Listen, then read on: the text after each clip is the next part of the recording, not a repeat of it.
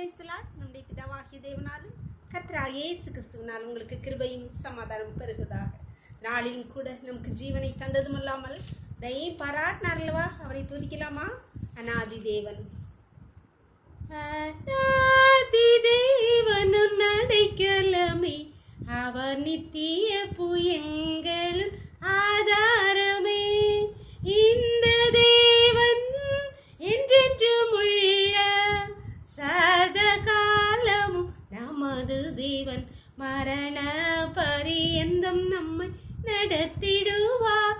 அநாதி தேவனும் அடைக்கலமே, அவர் நித்திய புயங்களும் ஆதாரமே.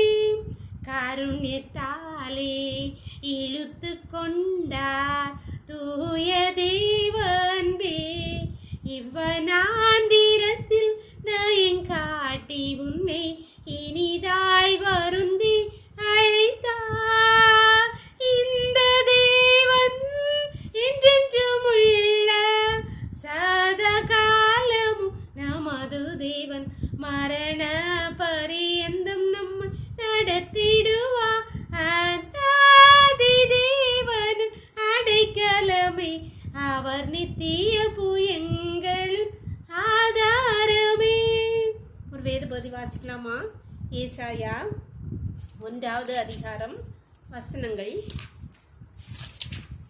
24 முதல் 26 வரை.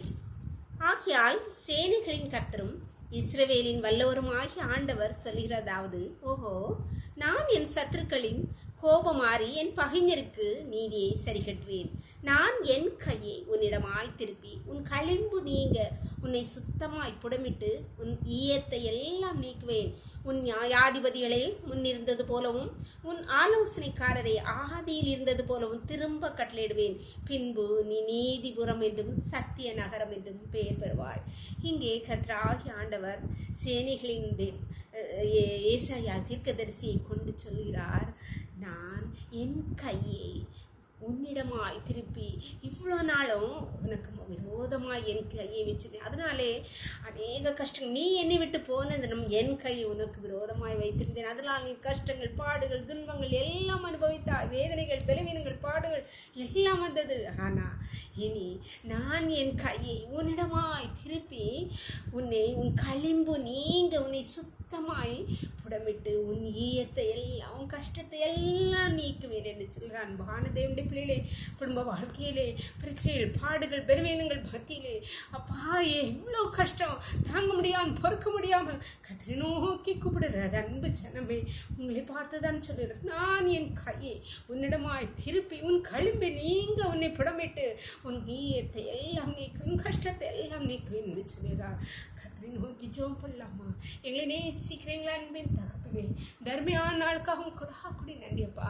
நாளின் காலை முதலே மட்டுமாய் உங்களுடைய தயவுள்ள உங்கள் கிருபங்களை தாங்கினதேப்பா. அதனாலே நாங்கள் பிழைத்திருக்கிறோம் தகப்பனே. இப்பொழுது மடியாளோடு இணைந்திருக்கிற ஒவ்வொரு பிள்ளைகளையும் உடைய கருத்தில் தெரியுமாப்பா.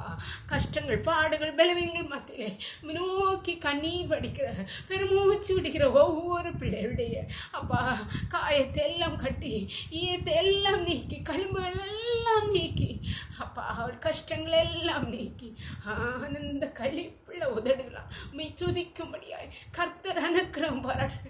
உடைய கிருபை ஒரு மேல் ஊற்றுவீராக, உடைய ஆசீர்வாதத்தை ஊற்றுவீராக, கஷ்டங்களை நீக்கி போடுவீராக. உடைய கருத்திலே தாழ்த்து தருகிறோம்ப்பா. இந்த ரோக்களை மூடி மறைச்சுக்கோங்க. சகல துதியும் கனமும் வல்லமையும் பலனும் ஞானம் எங்கள் தேவாதி தேவன் ஒருவருக்கே செலுத்துகிறோம். இயேசுவின் மூல ஜெபங்கள் நல்ல தந்தையே, ஆமென். God bless you. கர்த்தர் உங்களை ஆசீர்வதிப்பாராக.